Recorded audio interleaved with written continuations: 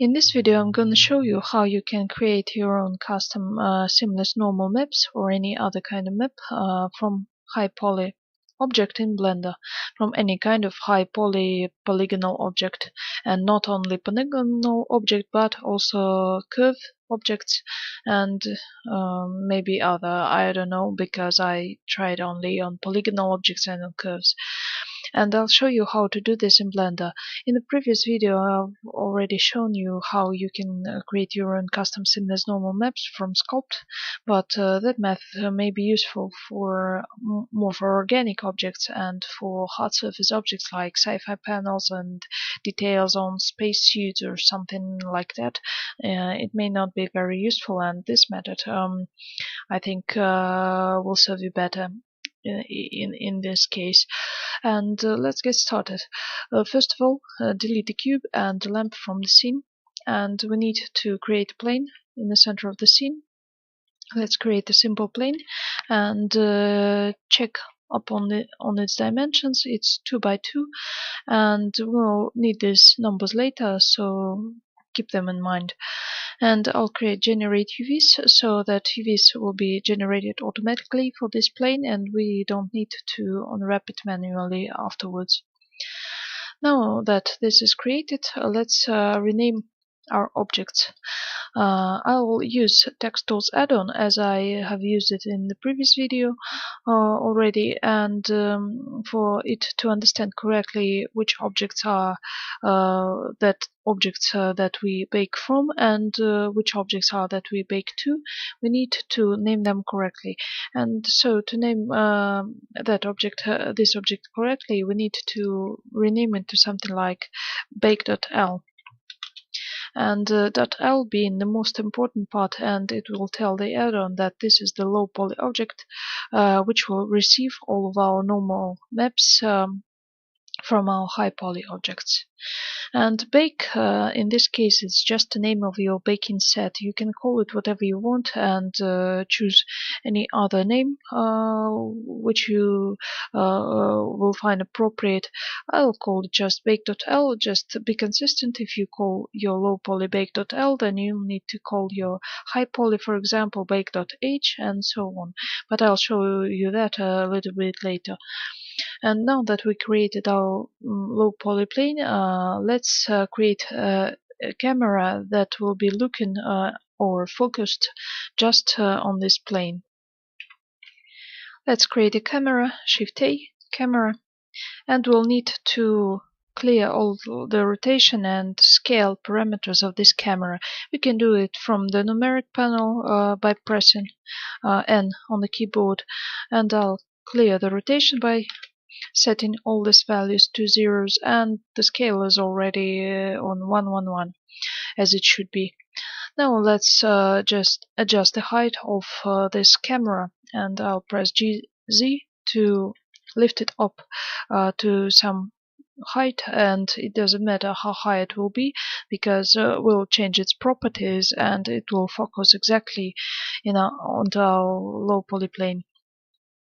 Now we'll need to adjust the settings of this camera. First of all, if we now press 0 on the numpad, we'll go to the camera that we had in the scene already, because we haven't deleted yet.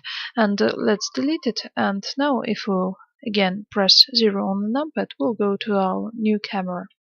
And you can see now that it shows our plane, but it is not focused exactly on it. And to solve this problem, we need to select the camera and go to its settings. First of all, we need to change the lens from the perspective to the orthographic. What it means is that here in the orthographic scale we have this value 6. Now it's 6, and what that means is that we have in the focus of our camera exactly 6 cells of our grid, and it is now 6 Blender units. Here they are: 1, 2, 3, 4, 5, 6, and we need it to be equal to the length of our low poly plane. In this case it's 2 by 2. So let's change this orthographic scale to 2. And we can see now that on the horizontal axis we now have only our low polyplane exactly border to border, but we don't have the same vertical height. And to improve this, we need to go to the render settings and set any kind of square resolution here. Now we don't have the square resolution, and that is why we have exactly 2 squares here, but not 2 squares vertically. And it can be anything as low as 4 by 4 pixels, as we won't do any render here in this video, and we won't need it for the render, won't need the camera and the resolution for the render. We can set it really as low as we want it. This percentage also doesn't really matter. I'll change it to 100, but as I said, you can select any value here. And now we set up the camera, so if we press numpad 0 in any moment, we can just go to the camera and see exactly where our seamless map will be. And by tweaking high polyplane, we'll set it so that when we turn to our camera, we will see this seamless again tile and its borders that will be just outside, and it will be very clear where our tile ends and how it is tiled, so that we won't make mistakes and it will be easier for us to check what we are doing. Now that we set up the camera and the low polyplane, let's turn to high poly objects. In the process of creating high poly objects, we really need to keep in mind only one thing, and that our elements should be repeated across our tileable plane. What I mean by that is that if we turn to the camera view and we'll create, for example, simple cube here, and for this to be correctly represented in our baked normal map, we'll need to make a copy, either just a simple copy by pressing Shift D, or we can also create a linked copy by pressing Alt D. And then we need to move it by 2 blender units on the x-axis in this case, or if we cross the border here, we'll need to move it by 2 blender units on the y-axis, minus 2 blender units, by pressing Alt D, Y and minus 2. And these are 2 similar cases, and if we have some element here in the corner of our tileable plane, we'll need to repeat it 4 times. First of all, we'll need to make a copy on the x-axis, for example, and then we'll need to select these 2 objects and make a copy on the y-axis again. And here we have our repetition so that we can get the correct results on our normal maps. And if we have some element that is inside of our tileable plane, we don't need really to repeat it because it won't be seen. It will be outside of our focus of our camera and outside of the borders of our baked map. And that's really it. You can just select all these objects that you have created already, and by pressing Z, you can lift them to some height and use this height and to create other high poly objects. You can use whatever technique you want. You can use polygonal objects, and you can also use curves, for example, if you want to make some kind of tubes or pipes or anything like that. And just make sure that they are repeated across the border if they cross these borders, and if they cross the diagonal, that they are repeated twice. And as I said, you can use whatever technique you want. You can use any kind of modifiers. You can use auto smoothing option with the addition of the subdivision surface modifier, and you can use bevels. You can use any kind of modeling techniques, and really anything that you will need to create good looking details and good looking surface to be represented on your normal map. So this is really the creative part, and I'll make something that can be used for the baking, and I'll return to you when it's done. And here you can see what I have done, and I have only repeated the fragments which cross the border, and these are these pipes here, which are curve objects, and this panel here, which is a polygonal object. As you can see, I have used a lot of creasing the edges of the objects, and I have also used subdivision surface modifier set on 2. And as I said already, these pipes are just curve objects with their own settings. And these pipes are also polygonal objects. And now we are ready for the baking process. I'll just turn on ambient occlusion so we can more clearly see our details. You can see that they are nearly at the same height here, and you can adjust it. Of course, you can move these elements, for example, lower or lift them higher, but it doesn't really matter in this case. So let's start the baking process and preparation for it. Let's try to bake this object as is, and we'll see if we have some problems. First of all, I'll select all of these objects that we'll need to bake, 4 of them, and I'll choose the low poly plane as the last object. In a separate window, I'm gonna open UV image editor, and here in the Tools panel, we have the TexTools tab here, and what we need here is the size panel, where you can choose any resolution that you want for your baked map. You can choose from the preset, or you can set the value yourself here in this X and Y fields. And in the baking section, we can choose the kind of map that we want to bake. In this case, I'm gonna choose the tangent normal map, but you can really choose any kind of the map that you want to bake. It doesn't really matter, and it depends only on your needs. And I'll choose tangent normal map, and let's see if we have everything set up correctly. First of all, we have here name of our baking set. In this case is just bake, and we see that we have one low poly object which is depicted by this cube, and 2 high poly objects which are depicted by this sphere.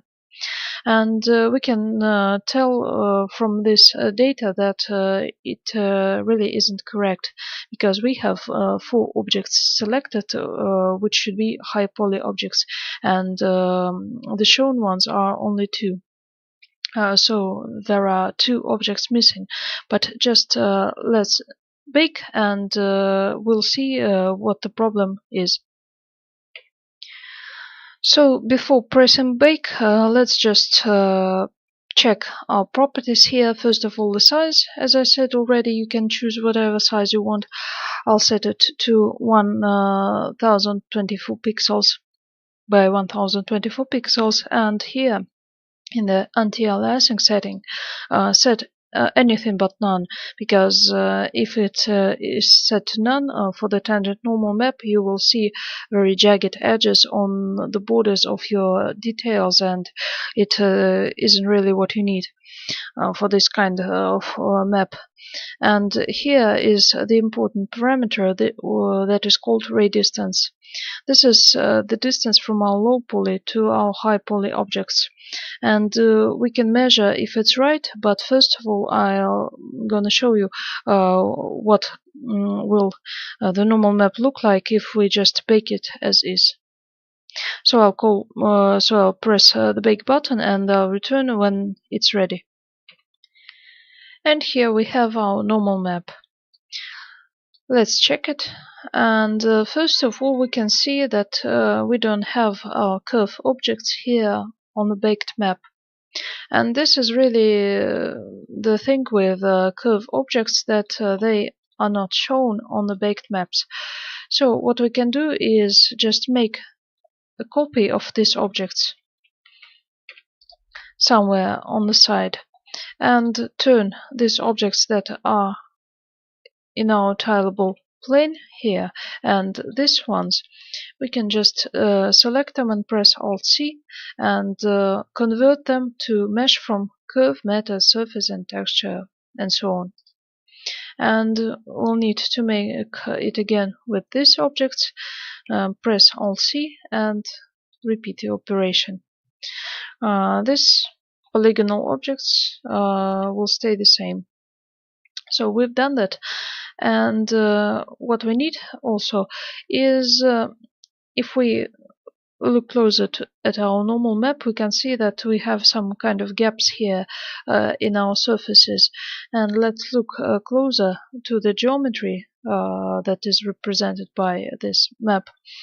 And what we have here is, if we look at it from top view, we can clearly see that there is no difference between this surface and this surface.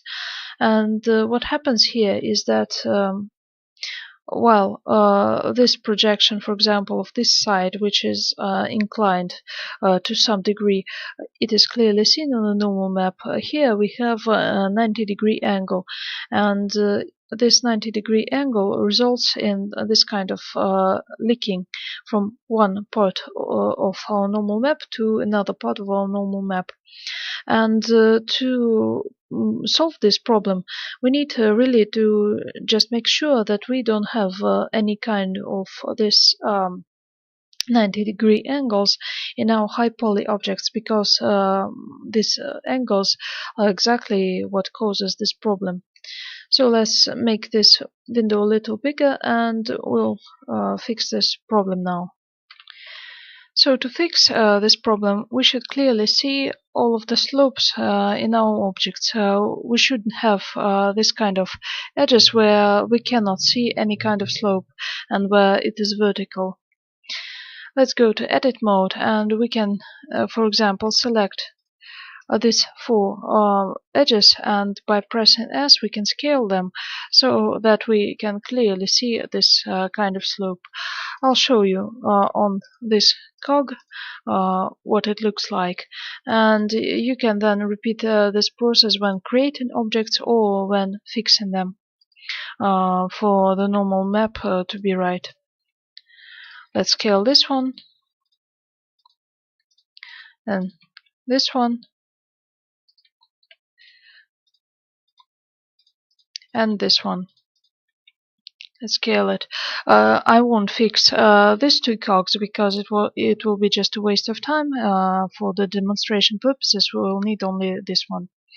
And I'll press the pause button, and then I'll return to you when the normal map with these settings will be baked.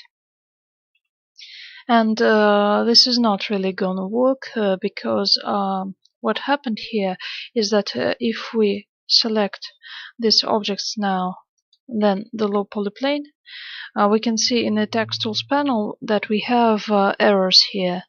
And these errors are partly because we have objects that have different name of the baking set. For example, this Bezier curve. These are objects that we converted from our curves.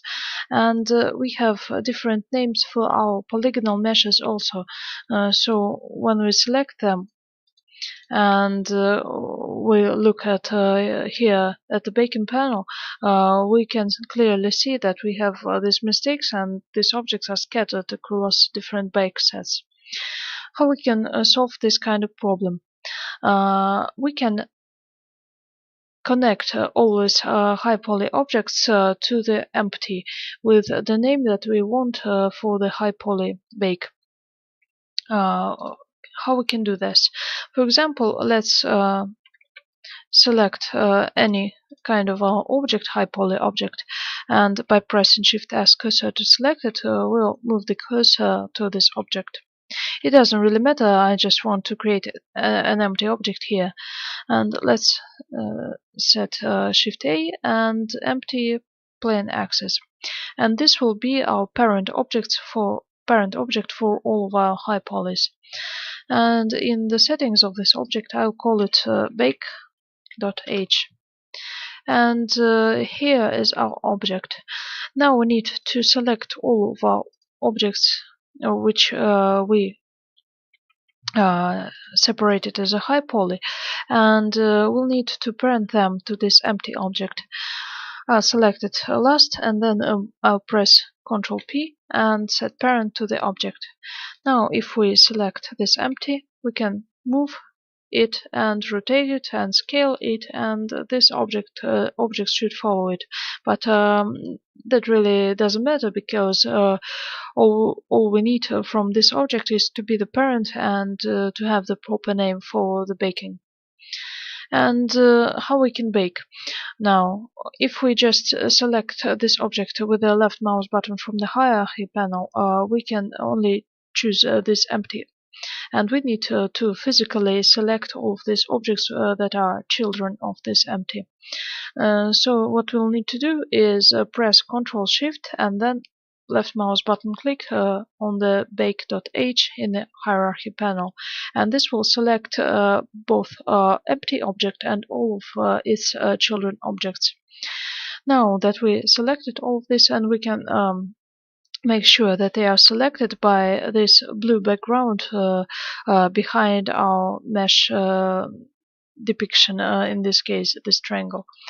And we have our high poly selected. Now we need to select with Shift our low poly, and if we turn to this panel, we now can clearly see that we fixed the problem, and we have just one baking set as we should, and it is called bake, and we have one low poly object which is our plane, and we have 4 high poly objects which are 2 curve objects which were converted to the polygonal meshes, and we have 2 polygonal meshes.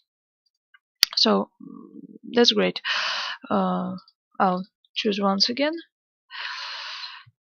Yeah, here we have it, and now we can press bake. Let's look at our baked map. I'll open the UV image editor, and you can see here that our adjusting of the angles of this object has solved the problem that we had here. And as you can see here, we have these leaks with the same color of the normal map, which will be clearly a mistake on the surface. And here we can see nice and round slopes. They can be, of course, less prominent, but for the demonstration purposes I made them so. And here we don't have any kind of leaks, and this will be clearly represented in our normal map.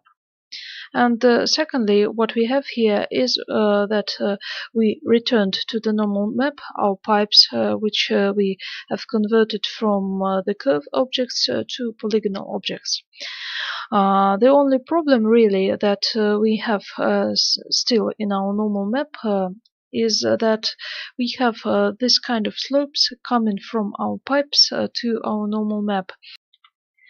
And in this case, they are somehow connected to the original plane.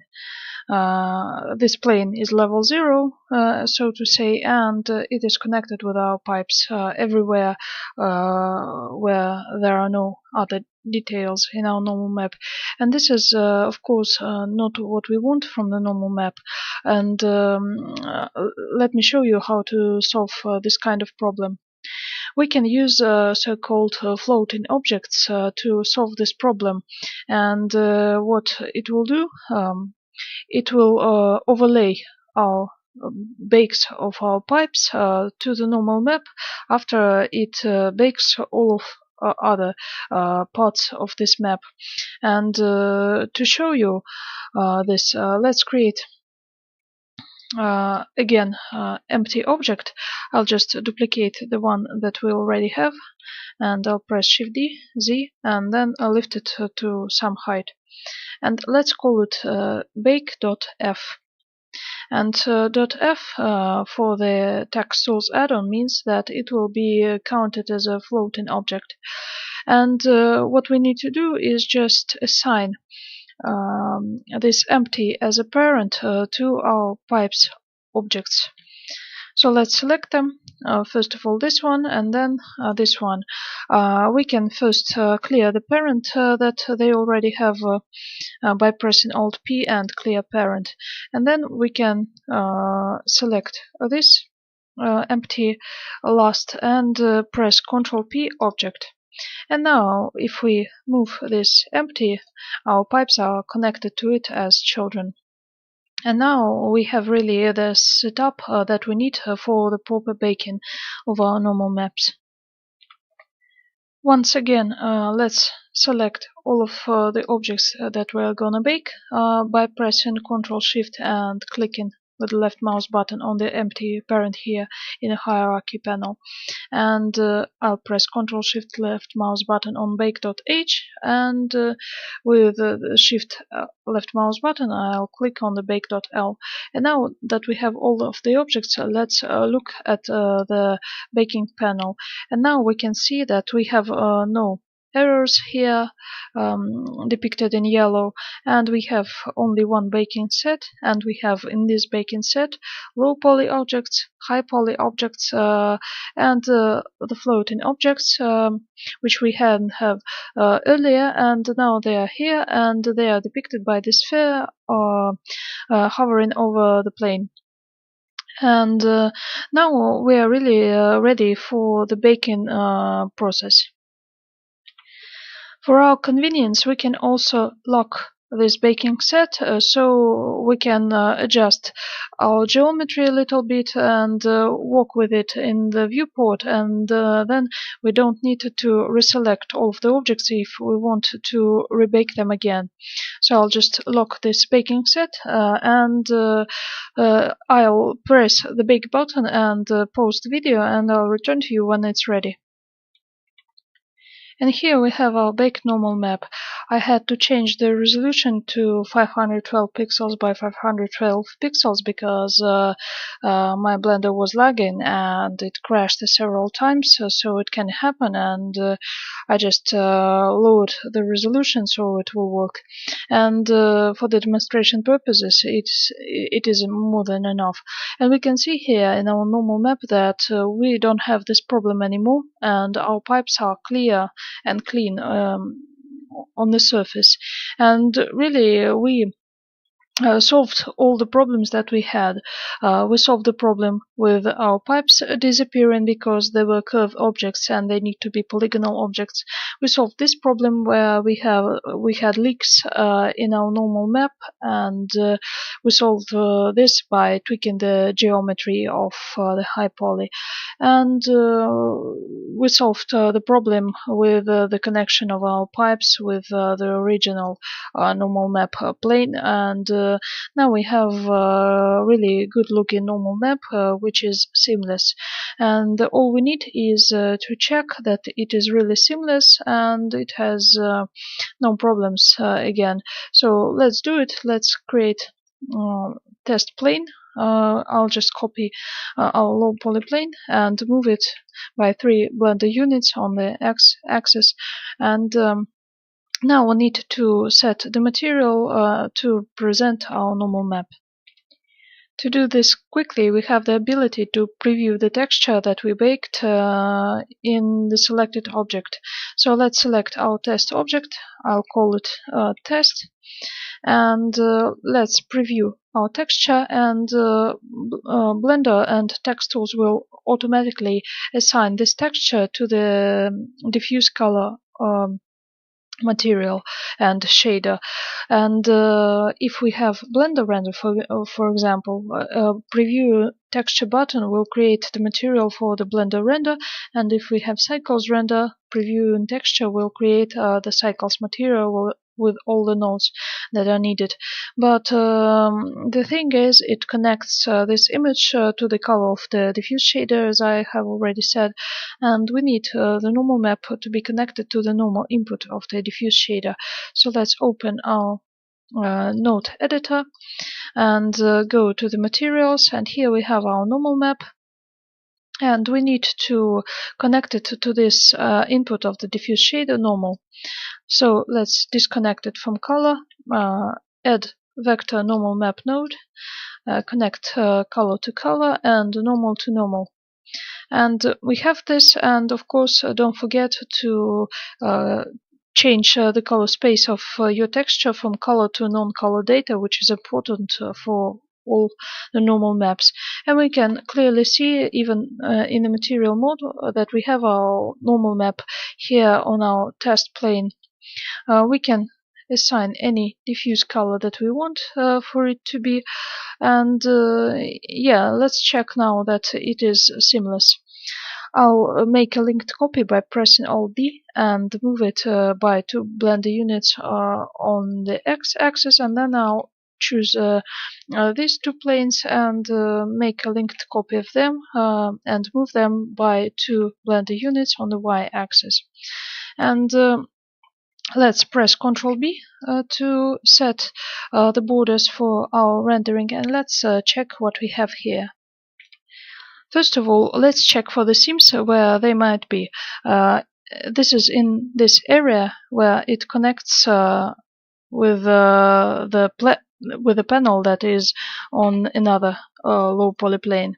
And here we have the separation line in the object mode. Let's press Shift Z, and we have no sun in our scene, so it's very dark. Let's add the sun lamp and adjust it so that it shines on our planes. Let's press Shift Z. Yeah, now it is clearly visible, and if we move closer, we can see that we have no seams here where our low poly planes connect to each other, and we have perfect seamlessness. And we solved this problem, as I said. Again, you can see clearly here that this is our fixed object, and here is the object that we haven't fixed, and it has clearly the same problems that we have seen in our normal map, that it has leaks from one surface to another, and we break the illusion, and we can clearly see that this object elevates itself from the surface. And yeah, so you can clearly see that it is seamless, and we have no problems, and you can use this kind of objects in your environment, and they are repeatable seamlessly. So yeah, you can use the modifiers, for example, array modifier with modifier curve connected, combined with it, and yeah, you can do whatever you want with your normal maps. And don't forget to save this image by pressing Image, Save as Image, or by pressing F3, and yeah, you can save it and use it wherever you want. So in this video we have baked a seamless normal map from our custom high poly objects, and you can use whatever objects you want and create whatever kind of structure you want for the normal map. And I hope that it was useful. Thank you for your attention.